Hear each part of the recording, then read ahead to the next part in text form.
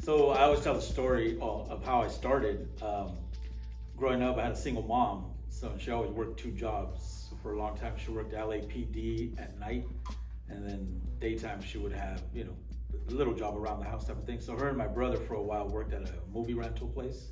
Remember those? So when they would have to work the same shift, I would have to go with them because I was only like 8, 7, and I would just sit in the back office and just draw the latest Disney movie box.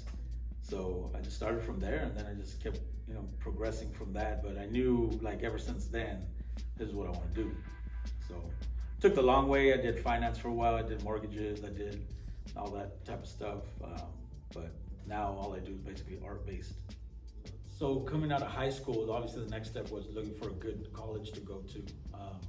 That's where I got into Otis. Back then, especially, it was, there's obviously schools nationwide, but here the focus was Otis for fine art and Art Center in Pasadena for more of a design type art. So I got into Otis and then ended up at Mount Sac. But it was cool. I don't. I'm not mad at that at all. I think it showed me a lot of obviously the art aspect, but still I had to work. I had to take care of things at home without my mom type of thing. So I think it was a bigger education than just going to school and okay, just worry about your art and that's it. I think it would have kind of get shot out into the real world, and then you're like, well, now what do I do?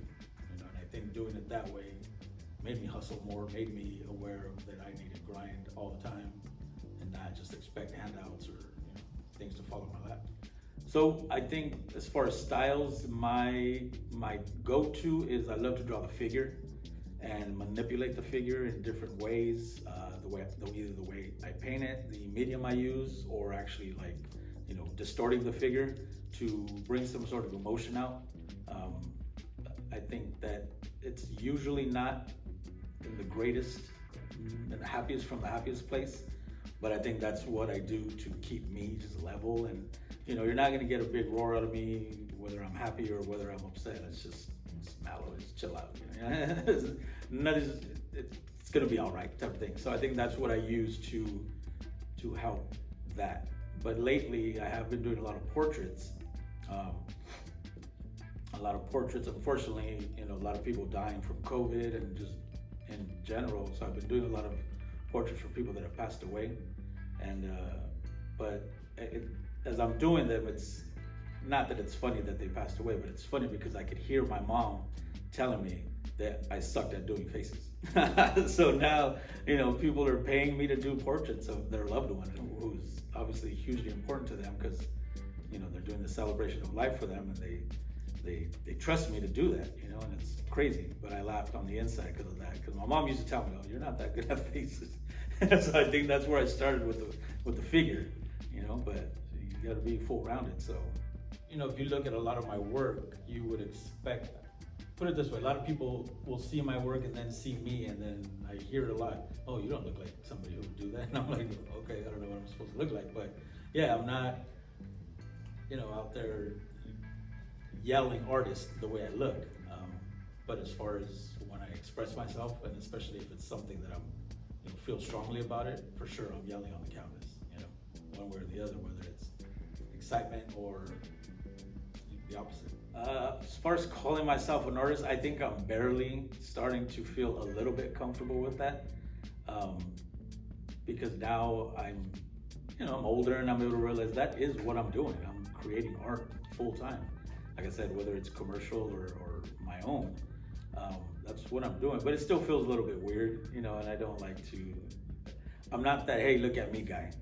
I can easily be at my show and be in the corner chilling and just observing and enjoying watching everybody, whether they like something or dislike it. Either way, it's cool. It's still one of my little what is it called, mottos or whatever, is create to stimulate. I say that all the time, and that's what I mean. It's like whether it's positive or negative, as long as it draws something from you, I'm cool with that. Well, as far as finding inspiration and motivation, it's almost past that now, to where this is something I have to do. It's I'm sure just like a musician that plays the guitar, he has to pick that up every day. creating art is something that I have to do a lot. You know, I do it pretty much every day now. So it's not a matter of, you know, you do get stuck and you do get blocks and stuff like that, and it's then you might hear a song.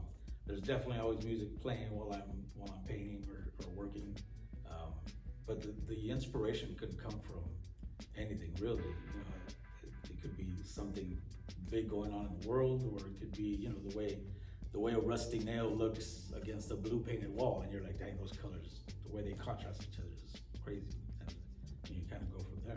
So my body of work, there's a lot of, there's a couple of things. So there's one thing that I always laugh at. I always laugh in my own head, but I had this girlfriend back in high school, so I use a lot of drips. My paint is really watery, and it's basically the first thing that I do when I get to a canvas is I wet it, and then I put some paint and it starts dripping. And in high school, she was like, you need to stop with those drips. And I was like, why? And now I look back at all my paintings, unless it's a commission and they want a specific style.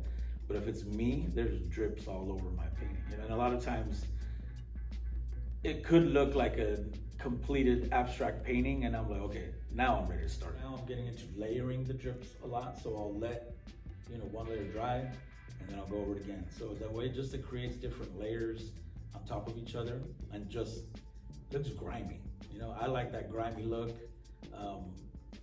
and then to have something beautiful come out of it is kind of, somebody at some point, I do a lot of live painting, and at some point somebody was like, oh, so first you mess it up and then you make it nice. And I was like, yeah, you know, kind of true, because I'll have my sketch. If I'm doing like a portrait, I'll have my sketch, and then I'll basically make it disappear, and then it'll reappear once I finish painting it. So the show that I have coming up in June, it's gonna be there at Division 9 from June 1st through the 30th. We'll be open for Artswalk, which is June 1st. And then we'll have an artist reception June 9th. So this one, I think kind of like a lot of people that are putting things out, whether it's music, comedy, or anything like that, it's talking about where we've been for the past 3 years. You know, and like I said, so when we got shut down, my friend that'll be there DJing, we started streaming what we call Sick Blessing. He goes by Be Blessed. My art moniker is Sick.1. So just to kind of keep sane and keep seeing our friends, we started streaming a 4-hour DJ set, and I would do a live painting. So in that, I painted a lot of pretty things, you know? So this is the answer to that. This is me exhaling. And the whole purpose of this is there's so much that we see nowadays and we hear about, and everybody's uptight about something, and everybody's protesting another thing, and there's all kinds of stuff going on. And again, maybe because of how I am, I'm like, just relax, you know, it's gonna be all right. So I'm gonna be talking about rape. I'm gonna be talking about gun violence. I'm gonna be talking about, not homophobia, but I don't know how to term it, because, you know, somebody might get upset, but gayness, however you want to take that. But it's more of, the image that you're going to be looking at might be dark, but the whole point is that in the background you should see the hope, the love, the good, and that we can all we can all agree to disagree. I don't have to be right, you don't have to be right.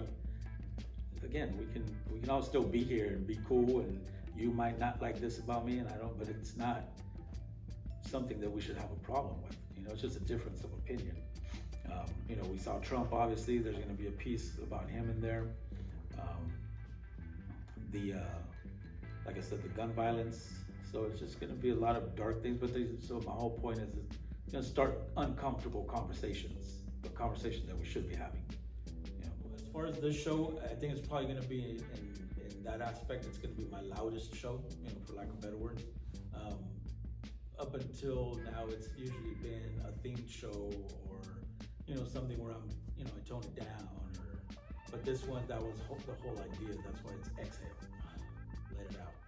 And then under it, it's titled Between the Shadows and Reflections, because, you know, we look in the mirror, our reflection, and we want to see something pretty. We want to see something right. We want to see something positive.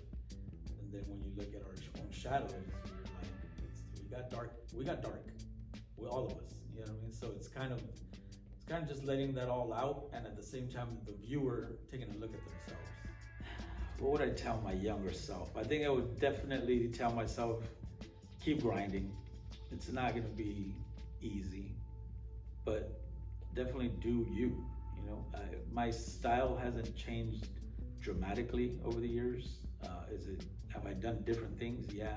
You know, we do a lot of the Day of the Dead stuff around here with Cosme and Riverside, but my body of work is not really Day of the Dead, you know, but do I celebrate the culture? Yeah, for sure. But I think that would be one of the things, is just stay true to yourself. Don't change you because you want to fit into this idea of what an artist should be. Art is art, and it could be, you know, it started with cave drawings in the dark somewhere, and now it's some crazy, you know, virtual reality thing that's not even real. So, and it's all art. So there's no reason to try to fit in a box. Where can we find you? All right.